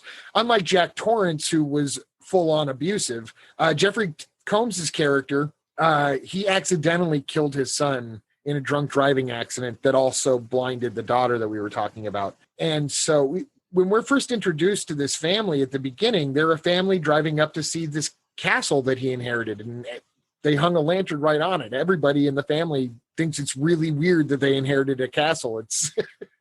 It's not out of the clear blue sky for any, for just the audience. But anyways, the first few minutes, you're seeing them as kind of just this regular American family coming to Italy. And before you're done kind of looking through the castle with them to discover all the rooms, you start to see that their family is falling apart, because Barbara Crampton's character, the wife, asks the woman who, like the caretaker of the castle, if there's an extra room where her husband can sleep during the night. And you start to realize that, oh, there's something more going on. This is not just a typical, what's a typical family? I mean, I shouldn't say a typical family doesn't have marital problems. But you do start to see that these are not going to be necessarily cookie cutter characters for this type of a film. And what I really give her a lot of credit for, Barbara Crampton, I think she played the more difficult character. Yeah. Playing an alcoholic who killed their own son and blinded their daughter, that's,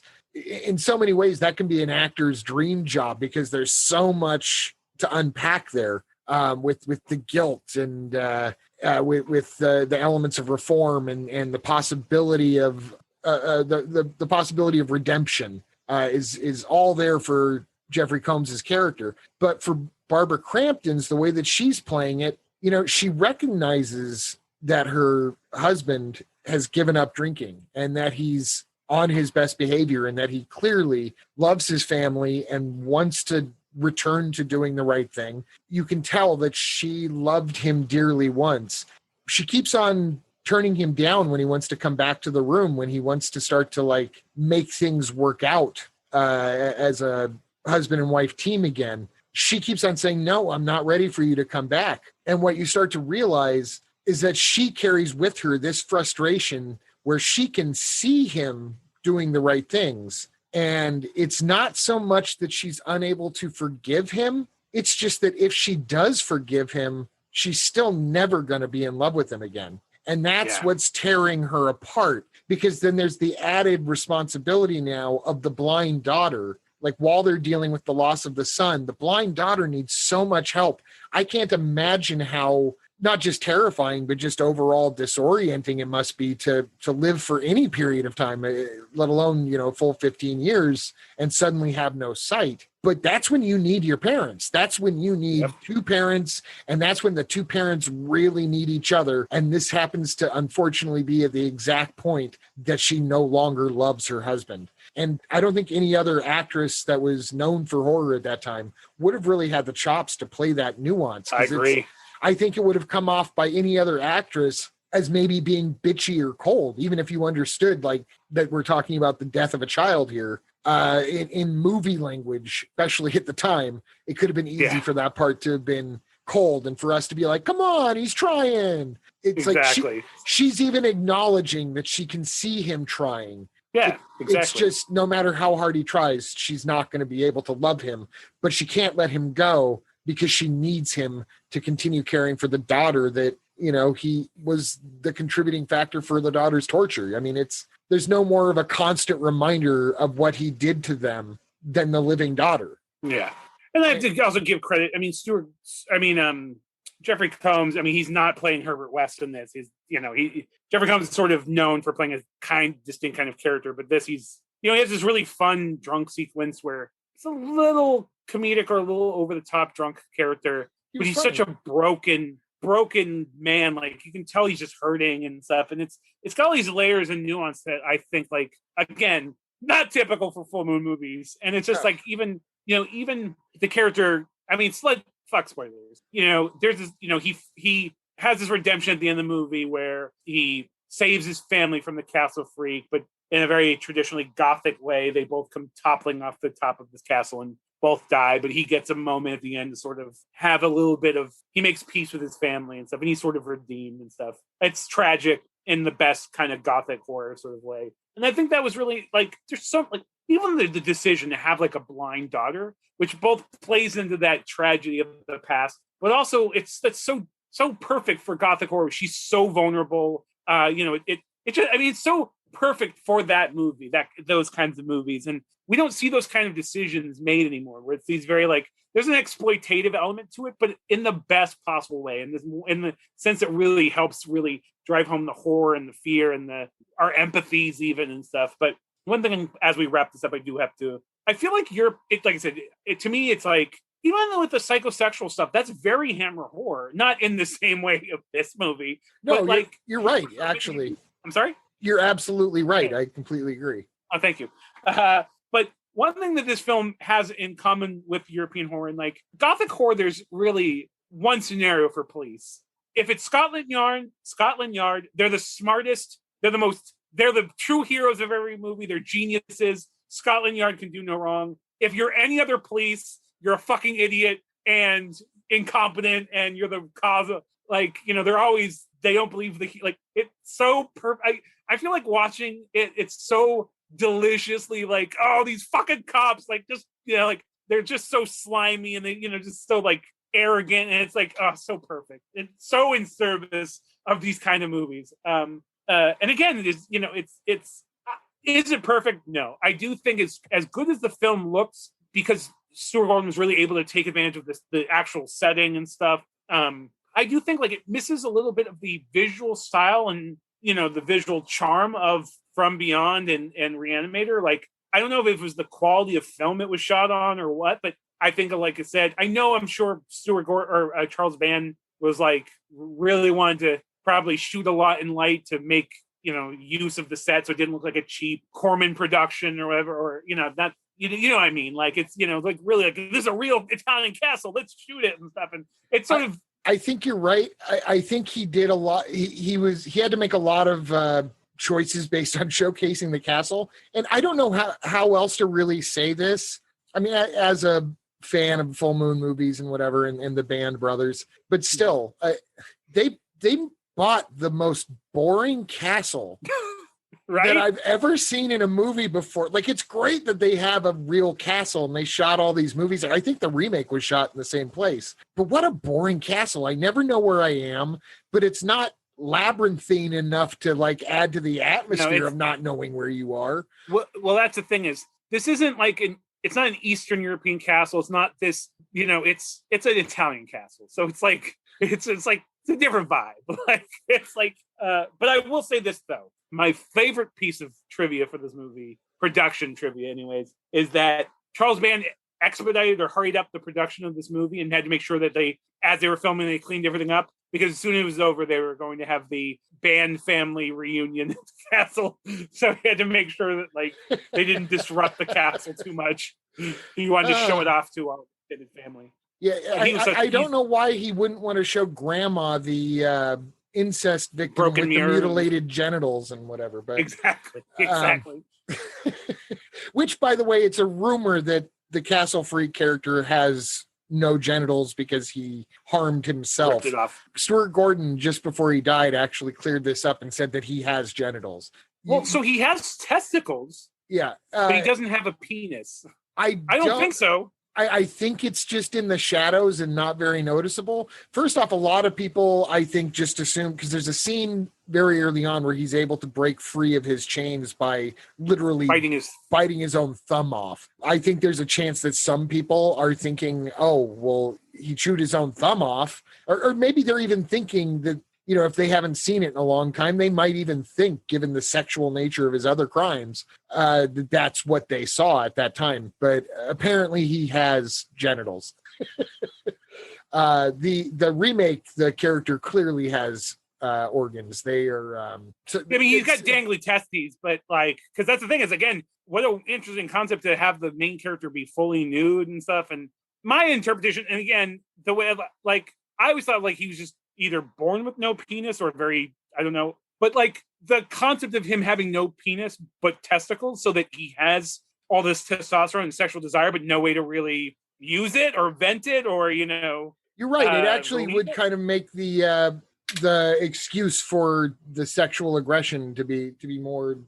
That's what I always thought. I could be wrong. There's actually gives it verisimilitude, so to speak. Exactly. There's a Dean Kuntz book, which I'm blanking on the title, but there's this, it's fucking bizarre. It's definitely the most bizarre Dean Kuntz book. But one of the characters is one of the main killer of this like whole family of freaks. First off, he can teleport. He's this massive dude who can teleport, but every time he teleports, like matter gets stuck in his brain, driving him more and more insane. But basically, he was born with 4 testicles and no penis, which is why, I mean, he's just filled with testosterone and no way to relieve it. And I always thought that was such a fucked up concept that might have also interpreted my interpretation of the movie. But the last thing I will say about this movie, though, Stuart Gordon was able to do something in this system, this full moon production, where like, look, we have the very old school, like Corman way of like, hey, we have the poster, now make the movie, kind of like, you know, which is literally was a case in this scenario. But like, you know, people don't think of Stuart Gordon as like an artist, but truly to me, he did exactly what an artist is supposed to do. He took this thing and elevated it to a way that was far above expectation, to the point that even to this day, film fans go, oh, Castle Freak, that movie's terrible. I'm like, well, have you seen the fucking movie? Oh, no, maybe I haven't. And then they watch it and like, fuck, that's a good movie. I'm like, I know, it just happens to be called fucking Castle Freak and it's a full moon movie. But to me, that it's the brilliance of what Stuart Gordon, him as a filmmaker, you know, what he was able to accomplish and stuff. And to me, it's always like, I always put it on that short list of like most misunderstood movies, or it's always going to be like underappreciated horror movies, just because it's honestly a good movie. It just has so much going against it on the sort of like the face value of it. Like, it's, you know, it looks cheap. It's got a really cheap lurid title. It's a full moon movie, but you know, give it a chance. It's a fucking great movie. Well, you know, it's really a perfect choice for our inaugural double feature, because you know we gave so much setup to Jakob's Wife in terms of it being a new movie that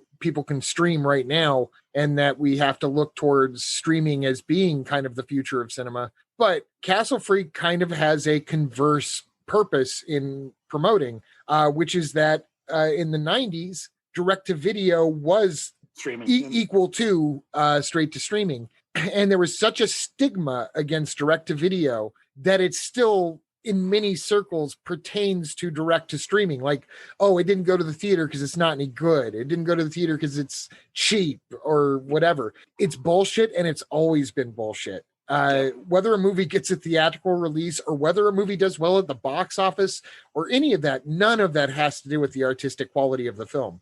Charles Band kind of pioneered the concept of direct-to-video movies with Full Moon and Empire Pictures and some other direct-to-video companies that he owned. Wizard Entertainment, and he had a Kid Vid, I think was one of them. if you grew up in the 80s, I guarantee you saw something that came from one of Charles Band's companies.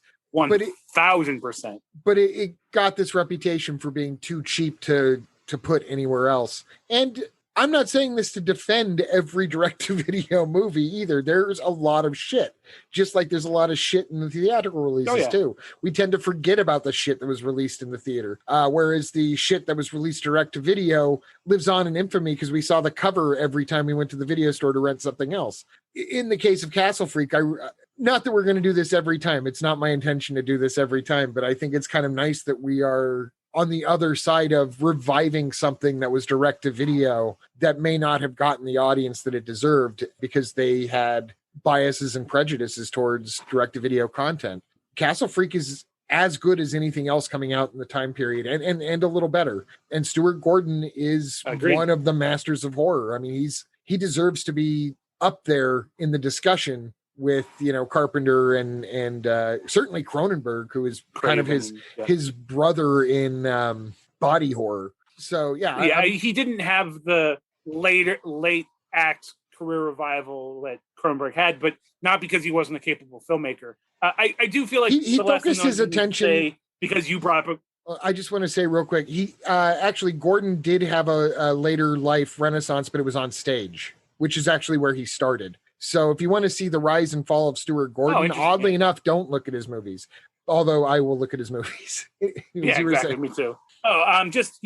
Charles Band rightfully gets a lot of flack. He's kind of notorious to be a huckster. Some people have even claimed that he's a con man, and he's done some shady business practices over the years, especially within the last decade. But honestly, he was a fucking genius and an opportunist in a good way. And honestly, he single-handedly, we can honestly thank the video boom because of Charles Band, because he saw that video rental was a thing and video rentals stores didn't have enough content on there. And he started releasing low-budget horror movies. He was literally one of the very first to have his production company solely to take advantage of this new home video, straight-to-video home market. And a bunch of people saw his success even before Full Moon, when he was doing Wizard, when he was doing other things, Empire, and they're like, fuck, let's get on this bandwagon. Like, let's make some money. If Charles Band hadn't done that, we may not have had some of the most, for me, some of my favorite movies ever made, which were honestly straight to video horror and genre films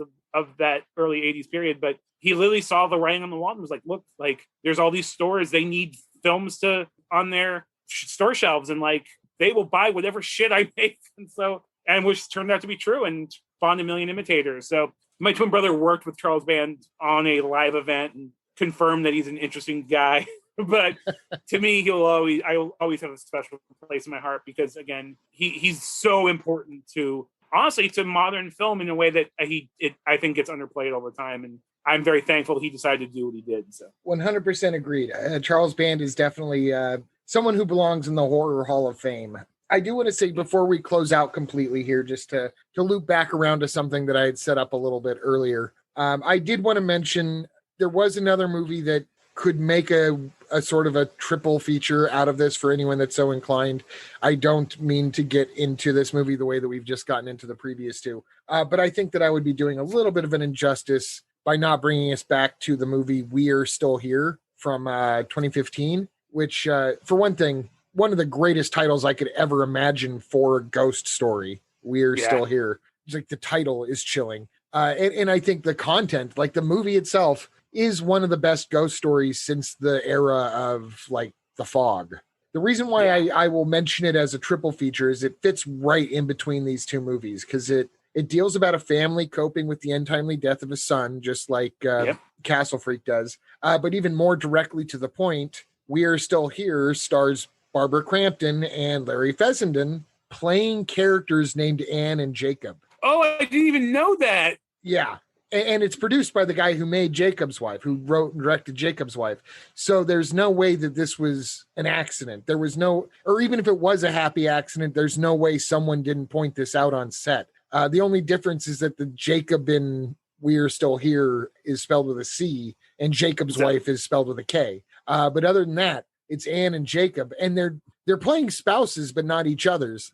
But it's a genuinely creepy ghost story where the town that the ghost story takes place in is as creepy as the ghosts, which is always a great almost sort of classic cliche that can oftentimes have an incredible payoff, which this movie does. And it's inspired by Lucio Fulci's The House by the Cemetery. Yep. Which I will always point out anything that was inspired by Lucio Fulci, because it just puts anything higher up on the crazy factor. If you get a chance, this movie, it's worth your time. It's another, like Jacob's Wife, it's another movie for grown-ups that has the same attention to the thrills and the blood and the guts that the teen movies used to have. I will say this about We Are Still Here. Don't let some of the acting from some of the, I mean, I don't know if they're non-actors, man. Some of the acting is not the greatest acting. In fact, it definitely really highlights Crampton and Fessenden as far as like, they definitely shine in that movie. But honestly, the ghost designs are phenomenal. It's honestly very like, it's a great movie. It's a great little independent horror movie that I wish more people talked about. I'm glad you're a fan. I didn't know you were. I had never talked to you about it, so I'm glad that you're also a fan of it. Yeah, the ghosts are great. The ghosts in this movie, they died by being burned. So they're ash ghosts. They're really almost like the exact copy of the fog ghosts that were water ghosts. So I think there was a little inspiration there too. And then again, before we go, I do want to just point out Castle Freak was remade in 2020. Barbara Crampton is a producer on it. And I did watch it only because I felt like just in case it had something to add to the conversation about Castle Freak. It doesn't. It's you know, as a remake goes, it's really much more of a reimagining, which I don't mind. I mean, that's really the only way you can go with something like Castle Freak. But in the reimagining, they're all like young people. Like the story is about the blind girl and her boyfriend, maybe husband, probably just boyfriend, partner. You know, he was the drunk driver and he made her blind, and then they get, you know, they inherit the castle and blah blah blah blah blah. But they invite at one point all their friends out to like help move stuff in the castle or whatever. Which, I mean, for fuck's sake, you're talking about like raver kids. None of them are going to be able to afford to fly to Italy, and even if they could, right, they're not going to Italy to move furniture. But it turns into a big party, and all I could think of was like, God, this movie is like what if you reimagined The Shining as, instead of this family with all of these problems, you made The Shining instead with, you know, the cast of Freddy versus Jason, and it was a party at the Overlook. Like, reinventing a family drama as a group of partiers, it's never a good idea. Like, that should be the point where the producers are like, no, sorry.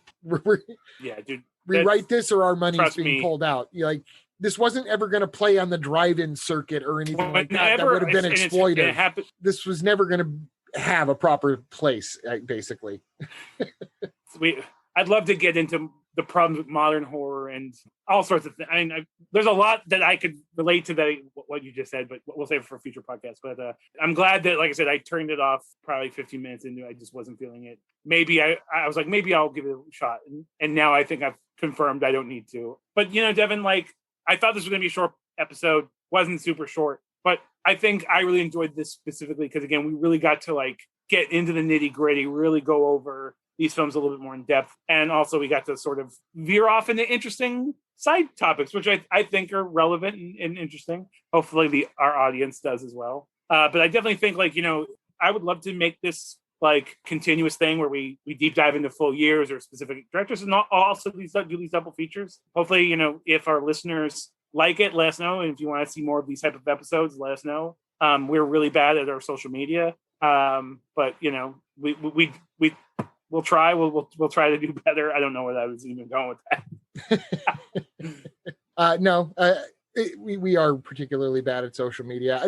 I'm looking forward to doing more of these with you, and I think this is a good way, like you said, to supplement the more research intensive deep dives. I think this is a way to be on top of recording more. Anyways, on that note, do you have anything else to add on to the Barbara Crampton conversation, or any final words, James? No, just, you know, like I said, I'm glad we were able to talk not only about Barbara Crampton, you know, sort of, you know, a icon of genre cinema, and who's sort of, like you said, having a late career sort of resurgence, but also give Larry Fessenden some credit. That poor guy never gets never gets his due as far as I'm concerned. So, but yeah, this was fun as always, Devin. I always love this. This is always the highlight of my week when we get to record. Same here. So let's do it again very soon. Our next thing, it might be another double feature. It might be another top 5. Regardless, we've already got our topic for the next top 5. So maybe we need to start researching that. I've got some titles to give you regarding that, by the way. Okay. So I've picked my titles. I don't know if you've picked your titles or what. So we'll be in conversation about I have a few. I mean, there's no spoilers. But, no spoilers. You got to tune in. Because we're full of surprises. Exactly. Couple of cutting edge dudes like us. You guys are all But I am really excited about our next topic. So I do look forward to that very much. Same here. All right. And until then, hopefully everybody out there is staying healthy and staying sane, and hopefully life's starting to pick up wherever and whoever you are. Please get vaccinated. If you're not vaccinated, I refuse to politicize this issue. Everyone just needs to get vaccinated because it's better for you. It's better for your family. It's better for your neighbors. It's better for your coworkers. Think beyond yourself. Please get vaccinated. Couldn't agree more. All right. And on that note, thanks for joining us on our Barbara Crampton double feature, our first double feature. I'm sure she'll come up again in our conversations because she has more than just had a career renaissance. She has created her own career renaissance, which is in many ways so much more admirable to be able to actually see her pathway to go into producing as well as acting, to create the roles that people her age and her talent deserve. 100%. She's a bit of a horror hero for that. Anyways, till next time, take it easy, James. Bye.